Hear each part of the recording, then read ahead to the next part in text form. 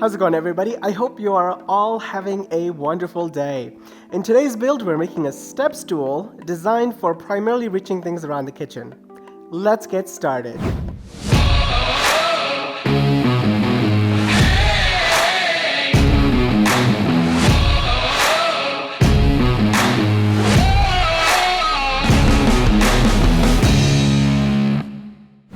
Before we build it, I wanted to show you what the finished product looks like. It is a three-piece, the top, the two side legs, and the legs are attached to the top in a dado that runs the entire width of the top at 15 degrees angle. That's it. Super simple, incredibly sturdy, and frankly, quite handy to have around the household. Alright, now that you've seen it, let me show you how I built it. Alright, so for material choice today, we are using walnut once again. On the bottom here is an 8/4 inch walnut that is about 12 inches or so wide. We don't really need that full width. I think in this project we're looking for about 9.5 inches finished width. And then on the top section of the screen that you see here is a 5/4 inch walnut. I know it doesn't look quite like a walnut, but it is. Once we mill it, you'll see it.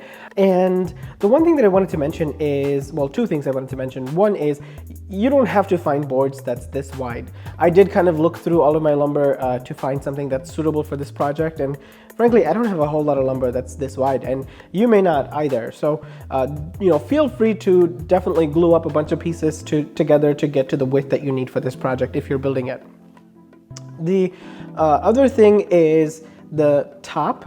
Having it be thick is actually pretty important for this particular project because we're creating a dado essentially, and the depth of that dado kind of gives us the strength from the legs and how it's holding together, and there's really nothing else keeping it together. The top being thicker allows you to dig deeper dados that gives you more strength ultimately, so it's going to be an important thing. So anywhere from 1.5 inches thickness of the top is probably an ideal situation. Anyways, let's get to processing this lumber, and then I can talk to you about joinery.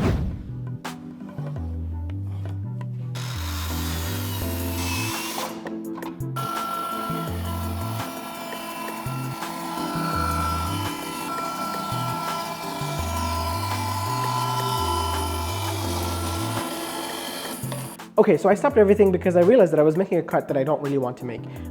When it comes to walnut, especially live edge walnut, you've got this lighter tone which is on the outermost part of the tree, and then the core of the tree is this dark chocolatey brown color. And my intention is to keep that light tone as well as the dark tone on this step stool. But what I was doing is registering my cut off of the previous straight edge that I had on this piece, and that created this skewed cut of the lighter tone wood, and I didn't want that. I actually wanted it to be parallel to the darker tone. So what I've done is I made a rough line that I think is where the lighter darker tones are, and then I just made another second line that's kind of parallel to that line, and that's going to give us a nice straight dark and lighter color wood in a straight line.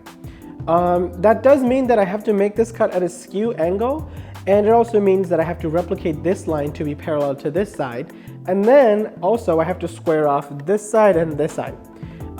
It produces a lot of waste material, but if you do start off with a oversized piece for your projects, you can always make adjustments like this. If I had cut this piece to be very close to actual dimension, I probably wouldn't have the liberty of doing that. So keep that in mind, and that's what I'm doing here. I'm going to make that skewed cut and then readjust everything. All right, let's get back to it.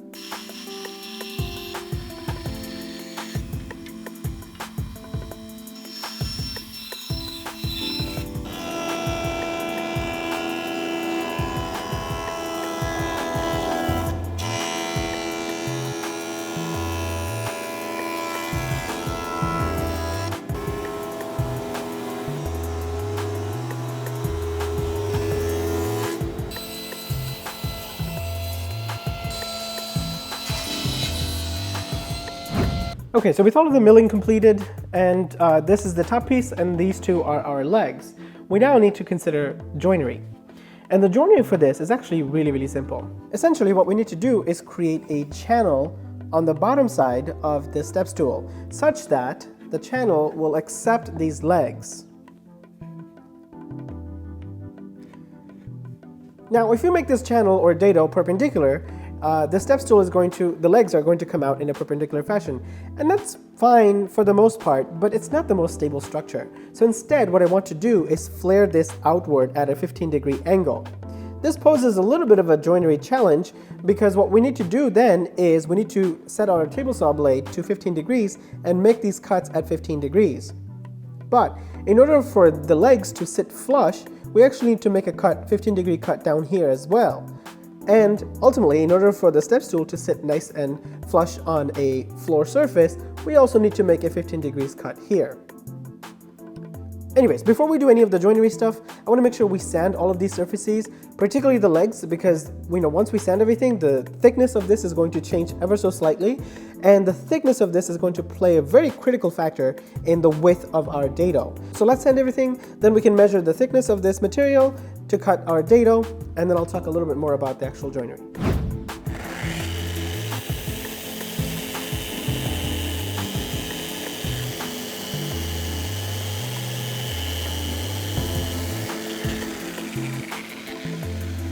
Since we're working with 15 degrees, that means we need to change the blade angle to 75 degrees. And now we can drop the blade to the appropriate height, and that's going to be the depth of our dado. You could be very particular about this, but honestly, I'm just going to eyeball it and then say that's about right. So this is going to leave us about 1/3 of an inch or so, and that should be plenty good. And I'm going to set the fence to about 1/4 for the outermost cut. So it's going to leave 1/4 of an inch of material on this end, and then we'll kind of cut progressively towards the inside. So we're going to take the first cut this way, and then we'll rotate this over to the other side and make the second cut, and then just kind of keep moving in until we have the right width for the dado.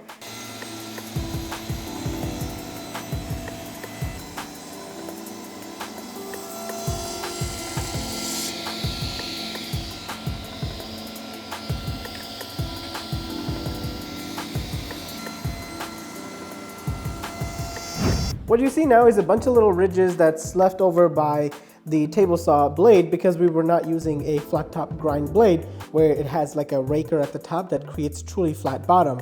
And so all of these can be cleaned up using a router plane. Let me show you how that's done. Okay, so this is a router plane. There's a little blade down here. You can drop it at a specific height, and then you can kind of clear the material at the bottom of a dado. So I hope you can see how this works. So basically the blade comes in and just takes out the material. You want to take small passes at a time because this is not, the most powerful tool, and it also is really not designed to take big bites at a time. Now, if you don't have a router plane, because I recognize that this is a very specialty tool for very specific tasks, you can actually use a chisel, and that's going to be able to help you clean out, this area just fine.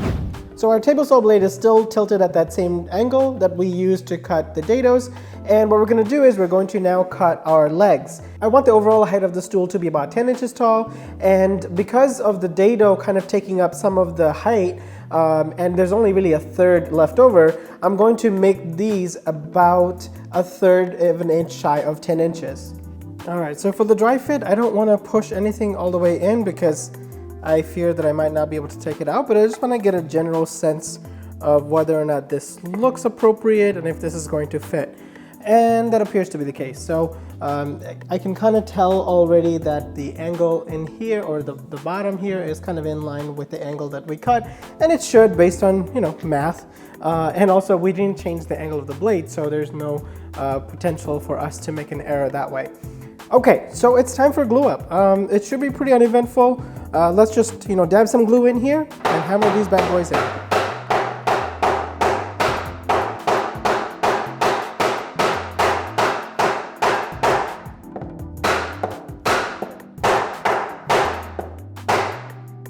It's a little tighter than I expected, so we're using a little bit of a convincer here.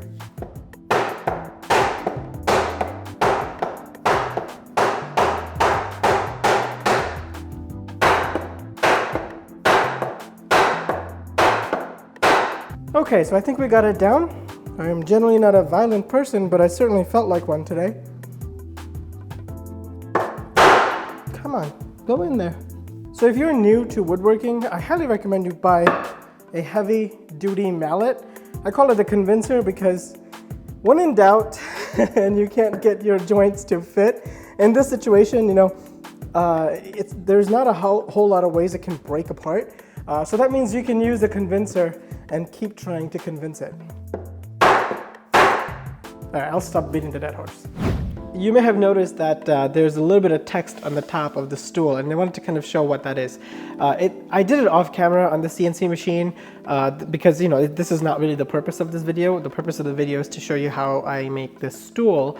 But this little saying is kind of a family thing on step stools for my wife's family.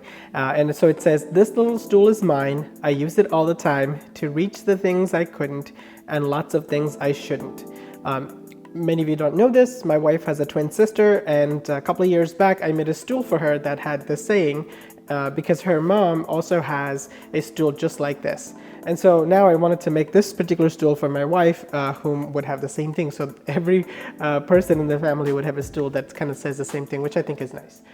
Anyway, so in case you were curious what it says, that's what it says. Okay, so with all of that being said, let's break the hard edges. I'm using a block plane here. You can just use a sandpaper, but I like to start off with a block plane on something super geometric like this, and then eventually I'll come back with a sander to clean it up, and that kind of gives it a nice little soft profile.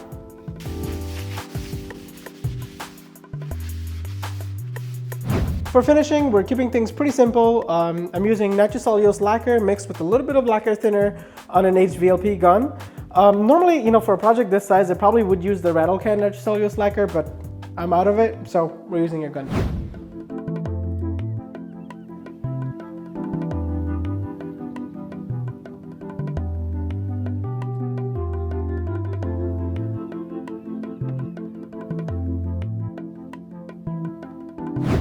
Well, that's all for today, guys. I hope you enjoyed this week's video. If you did, please be sure to click the like button below and consider subscribing to my channel for more content like this if you're not a subscriber already.